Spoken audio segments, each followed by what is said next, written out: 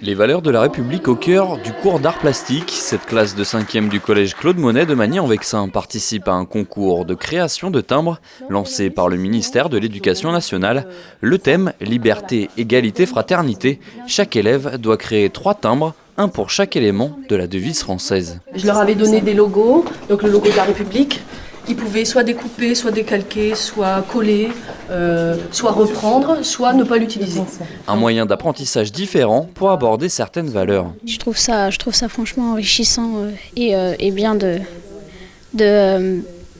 faire passer le message par des dessins. Quand on sera plus grand comme ça, on sera meilleur, je pense, parce qu'au moins, quand on apprend jeune, ça permet qu'après, ça reste dans notre mémoire. C'est quand on est jeune qu'on apprend mieux les choses. Après, c'est difficile de changer quand on n'a pas appris les bonnes choses.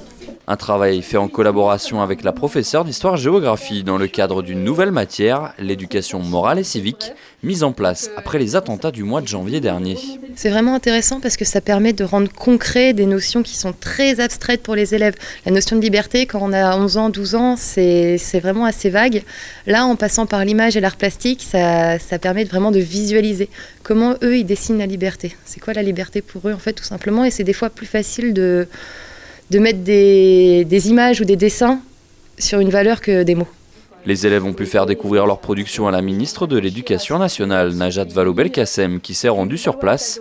Pour elle, il est important de revenir à froid sur les valeurs de la France, 10 mois après le drame de Charlie Hebdo, surtout auprès des collégiens. Au collège, on est à l'âge où on se pose des questions, où on est une espèce d'éponge, pardon de le dire comme ça, parce qu'on reçoit un nombre d'informations ahurissantes venant, je le disais, notamment des médias et d'Internet, qu'on ne sait pas forcément bien trier.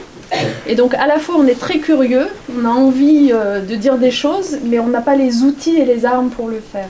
Avec ce concours, la ministre souhaite rendre l'apprentissage de ces valeurs complexes plus accessible. Quand on aborde les choses de façon intelligente, en leur parlant des racines, de l'histoire, de comment la République s'est faite en France, les élèves y adhèrent, comprennent, n'ont pas l'impression qu'on leur sort un discours formaté, théorique, incantatoire dans lequel ils ne se reconnaissent pas. Quand en plus, c'est ce que j'ai essayé de faire avec eux, on leur dit honnêtement, bien sûr on a une devise qui dit liberté, égalité, fraternité, mais aujourd'hui il y a sans doute des insatisfactions à avoir dans notre société, on ne dit pas que c'est parfait, donc racontez-nous ce qui ne va pas pour qu'on l'améliore. Et bien la parole se libère. Et ils prennent conscience que chacun à leur mesure, ils peuvent agir pour que ça s'améliore. Dans chaque académie, 3 dessins seront retenus pour participer à la phase finale du concours. Les timbres gagnants seront édités à plus de 2 millions d'exemplaires et disponibles dans tous les bureaux de poste.